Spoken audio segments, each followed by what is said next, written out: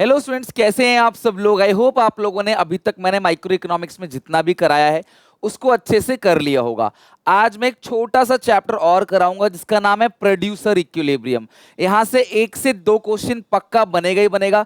छोटा सा प्यारा सा चैप्टर है, बहुत मजा आएगा, वीडियो को एंड तक देखना। और अगर आपने एसपीसीसी ऐप पे अभी भी प्रीमियम मॉक टेस्ट नहीं बनाए तो डेफिनेटली जाओ, जाकर एक एक मॉक टेस्ट बनाओ। माइक्रो इकोनॉमिक्स के एक से एक बेहतरीन क्वेश्चन मिलेंगे और माइक्रो की चिंता पूरी खत्म हो जाएगी। उन मॉक्स के अंदर जो क्वेश्चन है उनको बना लेना। तो पहले स्टार्ट करते हैं प्रोड्यूसर इक्विलिब्रियम में।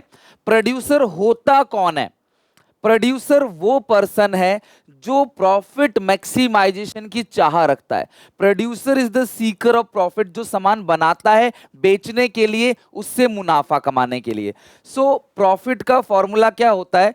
Revenue minus cost. Profit is the axis of revenue over cost. और कोई भी प्रोड्यूसर इक्विलिब्रियम में तब आता है जब उसे मैक्सिमम प्रॉफिट मिलता है।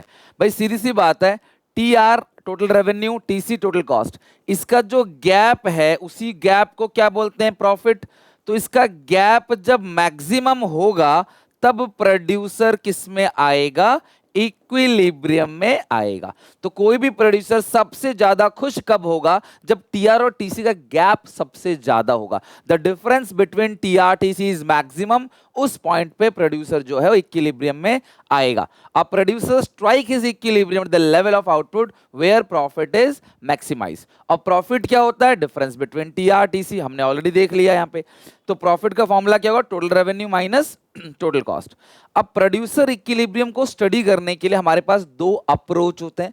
पहला अप्रोच है TR TC approach, total revenue total cost approach. ये हमें सिलेबस के अंदर नहीं है, नहीं पढ़ना। दूसरा इकलौता अप्रोच बचा तो ऑब्वियसली उसी से क्वेश्चन आएगा, या तो थ्योरी आएगा या तो न्यूमेरिकल आएगा। मैं दोनों कराऊंगा आपको। मार्जिनल रेवेन्यू और marginal cost approach, in short उसको एमआरएमसी अप्रोच बोलते हैं। सो टीआर टीसी अप्रोच को पढ़ना तो नहीं है, लेकिन बेसिक कॉमन चीजें हैं जो कॉमन सेंस कहता है आपका। टीआर टीसी अप्रोच से कोई भी प्रोड्यूसर इक्विलिब्रियम में तब आएगा जब टीआर और टीसी का जो डिफरेंस है ना वो मैक्सिमम होगा। वो मैंने पहले ही बता दिया। टीआर और टीसी का डिफरेंस क्या है? प्रॉफिट। वो जहां सबसे ज्यादा होगा प्रोड्यूसर वहां पर इक्विलिब्रियम में आएगा। ये है टीआर टीसी अप्रोच। इससे ज्यादा कुछ नहीं पढ़ना। हमें पढ़ना है फाइनली हमारा लास्ट टॉपिक है एमआरएमसी अप्रोच। देखो, एमआरएमसी अप्रोच से प्रोड्यूसर कब आएगा इक्विलिब्रियम में वो हमें पढ़ना है। तो हम इसको 2 अलग अलग केसेस में पढ़ेंगे। पहला, व्हेन प्राइस रिमेन्स कांस्टेंट, एक जगह हम प्राइस को कांस्टेंट मानेंगे और एक जगह हम प्राइस को फॉल्स करेंगे। और प्राइस का ही दूसरा नाम होता है एवरेज रेवेन्यू। ये मैं तुम्हें रेवेन्यू चैप्टर के अंदर पढ़ा चुका हूं, प्रूफ भी कर चुका हूं।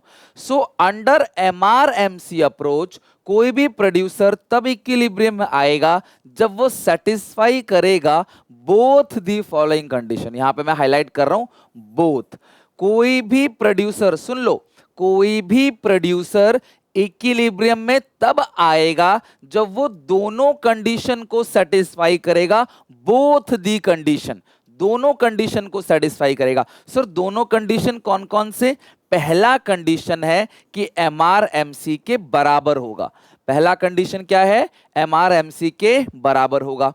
और दूसरा कंडीशन क्या है? MC is rising. ठीक है, एमसी क्या होगा? बढ़ता हुआ होगा। सिंपल सीधी बात, एमआरएमसी के बराबर होगा और एमसी काटेगा एमआर को नीचे से, तभी तो बढ़ता हुआ होगा। ऊपर से आएगा तो घटता हुआ, नीचे से बढ़ता हुआ। MC cuts MR from its below point, यानी कि एमसी इज राइजिंग। दोनों ही कंडीशन पूरी होनी चाहिए, एक से बात नहीं बनेगी। एमआरएमसी के बराबर होगा और एमसी राइजिंग होगा, बस इतनी सी बात है। और प्राइस को मैंने कांस्टेंट मान लिया है। अगर प्राइस, देखो प्राइस अगर कांस्टेंट है, अगर प्राइस कांस्टेंट है तो प्राइस को ही क्या है? एआर मानते हैं। अगर प्राइस कांस्टेंट है तो एमआर भी कांस्टेंट होगा। ये रेवेन्यू चैप्टर के अंदर तुम पढ़ के आए हो। अगर एआर जो है, एआर अगर कांस्टेंट है, एआर जब कांस्टेंट है तो एआर और एमआर आपस में क्या होगा? इक्वल होगा। और एआर ही क्या होता है क्लास? प्राइस। मैं तुम्हें साबित करके दिखाऊं? देखो, ये हो गया क्लास क्वांटिटी। मैं तुम्हें प्रूफ करके दिखा देता हूं। 1 2 3 4 5, ठीक है। प्राइस को ही क्या कहते हैं, AR कहते हैं। तो प्राइस कांस्टेंट है, हमने 10 10 10 ले लिया। अब AR को क्वांटिटी से मल्टीप्लाई करो, क्या आएगा, TR 10 10 2 20 10 3 30 10 4 40 5 10 50। अब TR का जो डिफरेंस है वो क्या होता है, MR 10, ऊपर कुछ नहीं है, क्वांटिटी जीरो है तो जीरो ही होगा। तो 10 में से जीरो गया 10, 20 में से 10 गया 10, 30 में से 20 गया 10, 40 में से 30 गया 10, 50 में से 40 गया 10। तो आप देखो AR और MR क्या है, दोनों बराबर है, और AR भी कांस्टेंट है और MR भी कांस्टेंट है। यानी कि अगर प्राइस सेम रहेगा तो AR MR दोनों आपस में बराबर रहेंगे। और MC यू शेप होता है, तुमको पता है, तो MC पहले घटेगा और फिर क्या होगा, बढ़ना चालू करेगा। अब इक्विलिब्रियम किस पॉइंट पे आएगा, देखो इस पॉइंट पे भी MR और MC बराबर है, लेकिन MC क्या हो रहा है यहाँ पे, फॉलिंग। लेकिन इस पॉइंट पे जो है वो MR और MC दोनों बराबर है। इवन इस पॉइंट पे AR भी बराबर है, प्राइस भी बराबर है, सब कुछ बराबर है इस पॉइंट पे। और even MC is rising, MC is rising. तो इस पॉइंट को बोलते हैं E stands for equilibrium. Equilibrium quantity हो गया, ये हो गया आपका प्राइस। तो इस पॉइंट ऑफ टाइम पे बाद वाला, हमेशा बाद वाला पॉइंट जो है वो आपका इक्विलिब्रियम में आएगा। पहले जहां बराबर है, यहाँ पे घट रहा है MC, तो यहाँ नहीं इक्विलिब्रियम आएगा। कंडीशन क्या है, MC बढ़ता हुआ होना चाहिए, काटने के बाद MC बढ़ेगा। अच्छा, MC बढ़ेगा, इसी भाषा को ऐसे लिख देते हैं, MC is greater than MR, इसी को ऐसे भी लिख देते हैं, MC is greater than MR। बात बराबर है ना, ऊपर की तरफ जा रहा है, बढ़ रहा है, तो MC ज्यादा, यहां से यहां तक MC है और यहां से यहां तक आपका MR है। तो MC is greater than MR या MC इज राइजिंग और MR इक्वल टू MC, ये आपका इक्विलिब्रियम में आ गया। और तब जब प्राइस क्या होता है, सेम होता है। अब अगला देखते हैं, व्हेन प्राइस फॉल्स, तो प्राइस अगर फॉल होगा तो प्राइस ऐसा बनेगा AR, ठीक है, और MR ऐसा बनेगा, ठीक है, प्राइस फॉल। अब यहाँ पे MC, यहाँ भी यू शेप है, देखो यहाँ भी देखो MR MC बराबर है आपस में, और यहाँ भी MR इक्वल टू MC है। लेकिन यहाँ पे MC क्या हो रहा है, फॉलिंग, जबकि कंडीशन क्या होती है इक्विलिब्रियम की, MC इज राइजिंग। तो इस E वाले पॉइंट पे जो है प्रोड्यूसर इक्विलिब्रियम में आएगा when MR equal to MC, साथ में MC भी क्या हो रहा है, बढ़ता हुआ हो रहा है, MC is rising. So in case of marginal revenue and marginal cost approach, producer is in equilibrium when he or she satisfy both the following condition. कौन सी, MR इक्वल टू MC, और MC MR को नीचे से cut करेगा और MC is rising, एक ही बात है। तो ये तो वहां भी था, यहां भी है, सब कुछ सेम है, कंडीशन सेम है, डायग्राम अलग है। वहां प्राइस सेम था तो कांस्टेंट, यहां प्राइस घट रहा है तो प्राइस नीचे की तरफ आएगा, ठीक है। तो MR देखो, आपको MR भी घटता हुआ दिखेगा, AR घट रहा है, देखो MR भी घट रहा है। तो 18 15 10 7 5 3 2 अपना आप घटता चला जा रहा है। और MC पहले घटेगा फिर बढ़ेगा, तो 7 4 2 घट गया फिर बढ़ गया 4 5 6 9। तो देखो इस पॉइंट ऑफ टाइम पे MR MC नीचे से देखना बराबर है। अच्छा, यहां भी कहीं बराबर हो सकता था, मान लेते हैं क्लास 17 17 का 15 हो गया, तो यहां भी देखो बराबर है और यहां भी बराबर है, लेकिन यहां पे MC क्या हो रहा है, घट रहा है, तो ये पॉइंट इक्विलिब्रियम नहीं होगा। 4 से 5 MC बढ़ता हुआ होना चाहिए, यानी नीचे से देखना जहां पे इक्वल है। At fifth level of output producer is in equilibrium because at fifth level of output producer satisfy two condition MR equal to MC और MC इज राइजिंग। बोलो समझ में आया तो देखो लाइक कर दो, अच्छे से क्लास ये टॉपिक हमारा खत्म हो गया। दैट्स इट, यही है आपका MR MC अप्रोच। ओके, तो एक बार जो है प्राइस घटेगा, एक बार प्राइस कांस्टेंट रहेगा, इतना ही तुम्हें समझना है। अब सर थ्योरी तो आपने समझा दिया, अब एक बार न्यूमेरिकल भी करके देख लेते हैं, बहुत ही ज्यादा आसान है। Determine the level of output at which producer is in equilibrium और determine profit at each level. Profit भी निकालना हर लेवल पे, कोई बात नहीं, प्रॉफिट भी निकाल लेंगे। तो यहां देखो क्वांटिटी लिखो 1 2 3 4 5 6 7, ठीक है, और ये होगा AR। AR मतलब प्राइस, AR को AR अगर कांस्टेंट है 7 7 7 7, अगर AR कांस्टेंट है तो वही आपका MR होगा, क्योंकि मैंने आपसे प्रूफ भी किया था अभी, अगर AR कांस्टेंट है तो AR MR के बराबर होता है। 7 7 7 7 7 7 7 7 7 MR आ गया। अब TC से क्या निकालेंगे, MC। सर रुको रुको, आपने कहा था TVC से निकालते हैं, लेकिन यहाँ पे TV से निकालने का कोई चारा है ही नहीं, TVC यहाँ कैलकुलेट ही नहीं कर सकते, तो मजबूरी है। पहला 6 है तो ब्लैंक छोड़ दो, 15 में से 6 गया तो कितना आएगा 9, 22 में से 15 गया तो 7, 28 में से 22 6, 33 में से 28 आएगा 29, 30, 31, 32, 33 5 आएगा ना, 28 5 33, और 40 40 से 33 7, 48 से आगे 8। तो अब देखो यहां पर भी देखो प्रोड्यूसर, यहां पे भी देखो एमआरएमसी के बराबर है थर्ड लेवल पे, और सिक्स्थ लेवल पे भी एमआरएमसी के बराबर है। बट आंसर क्या होगा? At sixth level of output producer is in equilibrium. क्यों? क्योंकि एमआरएमसी के बराबर, साथ में 5 से 7 ये बढ़ रहा है, एमसी इज राइजिंग है, 9 से 7 एमसी इज फॉलिंग, तो इसीलिए सिक्स्थ लेवल ऑफ आउटपुट है प्रोड्यूसर इक्विलिब्रियम में आएगा। अब सिंपल है, अब आपको इस क्वेश्चन में प्रॉफिट निकालना है, तो प्रॉफिट निकालना भी बहुत आसान है, आप इसे लिख लो एक बार, फिर मैं ना प्रॉफिट निकाल के दिखाता हूं, टी आर माइनस टीसी। तो हर एक लेवल पे आपको प्रॉफिट की कैलकुलेशन करनी है, ठीक है, हर एक लेवल पे आपको प्रॉफिट की कैलकुलेशन करनी है। निकालो, इतना कर लिया ना आपने। अब आप देखो प्रॉफिट कैसे निकालोगे आप। प्रॉफिट निकालने के लिए अब इस सिचुएशन में बता रहा हूं इसको, देखो प्रॉफिट कैसे निकालोगे। यहां पे टीसी है, टीआर निकाल लो। अगर रेवेन्यू 7 है, एआर 7 है, एआर इंटू क्वांटिटी, टीआर का फॉर्मूला क्या होता है? एआर इंटू क्वांटिटी यानी प्राइस इंटू क्वांटिटी, 7। अब प्रॉफिट कैसे निकालोगे? T R minus TC, profit का फॉर्मूला पता ही है। तो टी आर कितना है क्लास? 7, टीसी 6, तो प्रॉफिट यहाँ 1 आएगा। 14 में से 15 माइनस 1, 20 में से ये -2, ये आएगा 0, 35 में से 2, 42 में से 40 गया तो ये भी 2 आएगा, 49 में से 48 गया तो कितना आएगा? 1 आएगा। तो देखो ये रहा आपका प्रॉफिट, आपको प्रॉफिट निकालना है बस, और कुछ नहीं करना, ठीक है। अब सिमिलरली देखो, अब ये टी आर है और इससे एम आर निकाल लो, और ये टीसी दे रखा है, इससे क्या निकाल लोगे? एमसी। तो एम आर एमसी के बराबर कहाँ पे है एक बार वो भी चेक कर लो। ये बन गया आपका पूरा टेबल। अब ये 7 है, 13, तो पहला 7 है तो यहाँ पे आपका ब्लैंक कर दो एमसी। 13 में से 7 गया 6, 20 में से 13 गया तो कितना बचेगा? 20 में से 13 गया तो 7 बचेगा। 28 में से 20 गया तो कितना बचेगा? 8। 37 में से 28 कितना गया तो कितना? 9 बचेगा, ठीक है। अब यहाँ पे टी आर से एम आर निकालते हैं, 7 और 14 में 7 गया 7, 21 में से ये 7, 7, 7। तो देखो यार थर्ड लेवल ऑफ आउटपुट पे एमआरएमसी के बराबर है, तो at third level of output producer is in equilibrium. बस आपको ये बताना है कौन से level of output producer equilibrium है। यहाँ एमआरएमसी के बराबर है, साथ में एमसी बढ़ता हुआ भी नजर आ रहा है, 6 से 7, 7 से 8, ये एमसी बढ़ता हुआ नजर आ रहा है। सो इस level of output producer equilibrium, यही खत्म है आपका प्रोड्यूसर इक्विलिब्रियम चैप्टर का दी एंड। अब ब्रेक इवन पॉइंट किसको कहते हैं, नॉर्मल पॉइंट किसको कहते हैं, ये वाला टॉपिक समझ लो, ये भी बहुत इंपॉर्टेंट है और छोटा सा एक टॉपिक है, ध्यान समझना। ब्रेक इवन पॉइंट का मतलब क्या होता है, मैं आपको लिख के दे देता हूं यहाँ पे। ब्रेक इवन पॉइंट, देखो मैं तुम्हें जो बता रहा हूं ना वो सारे क्वेश्चंस आते हैं पेपर में और ये आ सकता है, ध्यान रखना। ब्रेक इवन पॉइंट का मतलब होता है no profit no loss point, T R equal to TC. जहां टोटल रेवेन्यू टोटल कॉस्ट के बराबर होता है उसको ब्रेक इवन पॉइंट बोलते हैं। और here firm earns normal profit. अच्छा, ब्रेक इवन पॉइंट का मतलब क्या होता है कि फर्म यहां भी प्रॉफिट कमाती है, करेक्ट। अगर ब्रेक इवन पॉइंट है ना तो भी फर्म नॉर्मल प्रॉफिट कमा रही है, यहां पे भी बिजनेस को प्रॉफिट हो रहा है। क्यों? क्योंकि अगर तुम कॉस्ट को रिकवर कर रहे हो, मान लो हमारी लागत लगी 100 रुपए और तुमने 100 रुपए रिकवर किया, तो ये जो हमारी लागत है ना इसके अंदर 4 कंपोनेंट होते हैं, आपको पता होगा।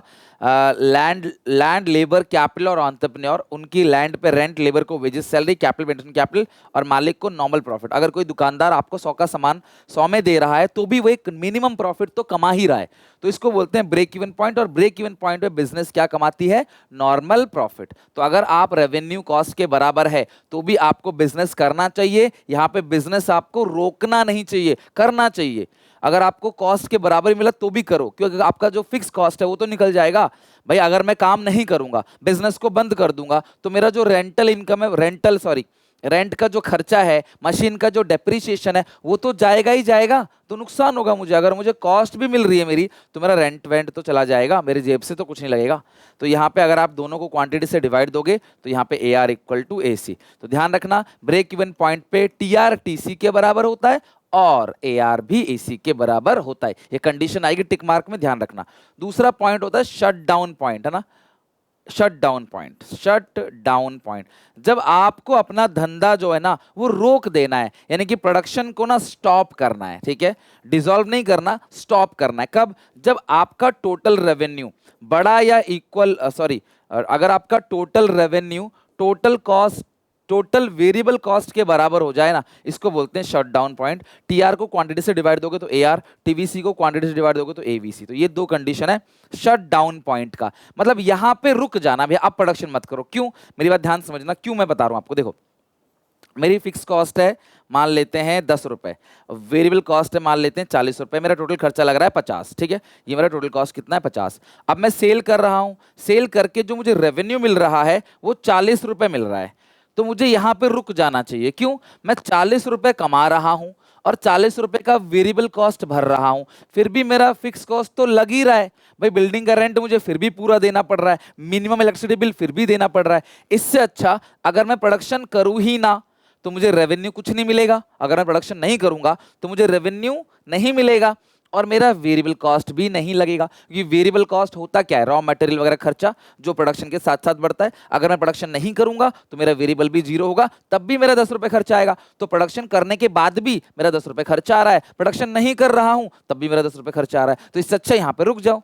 लेकिन अगर ऐसा हो गया कि मुझे भैया रेवेन्यू जो मिल रहा है वो 30 रुपए मिल रहा है, मतलब मैं माल खरीद के लेके आ रहा हूं 40 रुपए का और रेवेन्यू मुझे 30 रुपए का मिल रहा है, तो भैया मुझे अद्भुत लॉस हो गया। फिर तो मुझे ये तो फिक्स कॉस्ट का लॉस तो वही हुआ, फिर माल 40 का लेके आया हूँ मिल रहे हैं 30, तो यहाँ और लॉस हो गया। तो अगर मुझे 40 मिलेगा तो भैया यहीं पे स्टॉप समझ आ जाना चाहिए भैया, कि भैया मैं माल उतने का ला रहा हूँ उतने का बेच रहा हूँ, मेरा फिक्स कॉस्ट तो फिर भी लग रहा है, तो क्यों मैं माल ला रहा हूँ और क्यों मैं बेच रहा हूँ। लेकिन अगर मेरा रेवेन्यू मान लो यहाँ पे हो गया 45 का, सर नुकसान तो अभी भी है, खर्चा आपका 50 का है, रेवेन्यू मिल रहा है 40 का, नहीं अब नुकसान नहीं है, अभी भी मुझे चलाना है, ये नॉर्मल लॉस है, सुपर नॉर्मल लॉस नहीं है, मुझे अभी भी चलाना है बिजनेस को। क्यों? 45 रुपए मुझे मिलेंगे, 40 रुपए का माल जो लाया हूं उनको दे दूंगा, 5 रुपए इसमें से मैं फिक्स कॉस्ट का दे दूंगा, तो अभी मेरा जो नुकसान होगा सिर्फ 5 रुपए का होगा, वो भी फिक्स कॉस्ट का। लेकिन अगर मैं काम नहीं करूंगा तो मुझे फिक्स कॉस्ट का पूरा 10 रुपए का नुकसान होगा। तो यही बात है कि जब आपका टीआर टीवीसी के बराबर हो जाए, मतलब आपको सिर्फ उतना ही मिल रहा है जितना माल आप खरीद के ला रहे हो, जितना वेरिएबल कॉस्ट आपका लग रहा है, तो भैया आप फिक्स कॉस्ट का पूरा नुकसान है, सच्चा प्रोडक्शन को यहाँ पे स्टॉप कर दो। इसको बोलते हैं शट डाउन पॉइंट। तुम्हें याद रखना है कि कब शट डाउन पॉइंट होता है, कब ब्रेक इवन। तो देखो ये रहा ब्रेक इवन पॉइंट, मैंने खुद ही हाथ से लिख के बनाया टाइम की कमी होने की वजह से, TR/TC/AR=AC, इसको बोलते हैं ब्रेक इवन पॉइंट। देखो ये रहा आपका AR, ठीक है, ये आपका AR हो गया, वही MR हो गया, वही प्राइस हो गया क्योंकि प्राइस सेम मान रहे हैं हम, और ये हो गया आपका क्लास AC SAC, और ये हो गया आपका MC। तो जहां पे AR AC के बराबर है उस पॉइंट को बोलते हैं ब्रेक इवन पॉइंट, और अगर जहां पे MR MC के बराबर है वो तो क्लास इक्विलिब्रियम पॉइंट हो ही गया। तो ये वाला जो पॉइंट है उसको बोलते हैं ब्रेक इवन पॉइंट, AR=AC यहां दिखेगा आपको। शट डाउन पॉइंट कौन सा होता है? देखो ये हो गया AC और ये हो गया AVC और ये हो गया MC, सब यू शेप होता है। तो इस पॉइंट पे AVC=AR है, तो इसको बोलते हैं शट डाउन पॉइंट। रुक जाओ यहाँ पे भैया, AR=AVC है, उतना रेवेन्यू मिल रहा है जितना एवरेज कॉस्ट है, हम एवरेज की कंपैरिजन में बात करते हैं, टोटल की मैं बात नहीं करते, ठीक है। तो AR=AVC क्योंकि प्राइस मिल जाता है ना हमें, तो ये शट डाउन पॉइंट है। तो फर्म शुड ऑपरेट, किसी भी फर्म को तभी तक काम करना चाहिए जब आप TVC या TVC से ज्यादा पैसे मिल रहे हैं।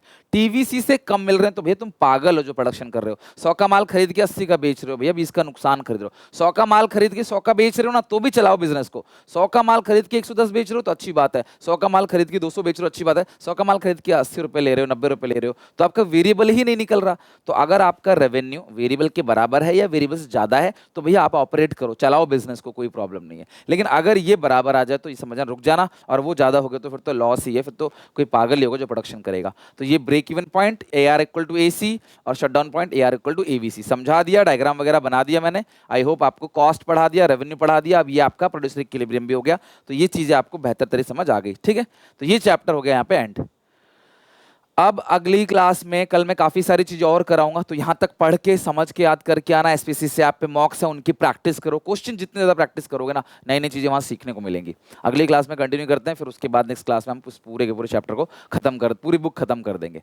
मैं जो डिलीटेड पोर्शन है माइक्रो का FAD वगैरह, प्राइस सेलिंग, प्राइस फ्लोट, सब कुछ कराऊंगा। डोंट वरी, टेक केयर, मिलते हैं नेक्स्ट वीडियो में, till then take care, bye bye.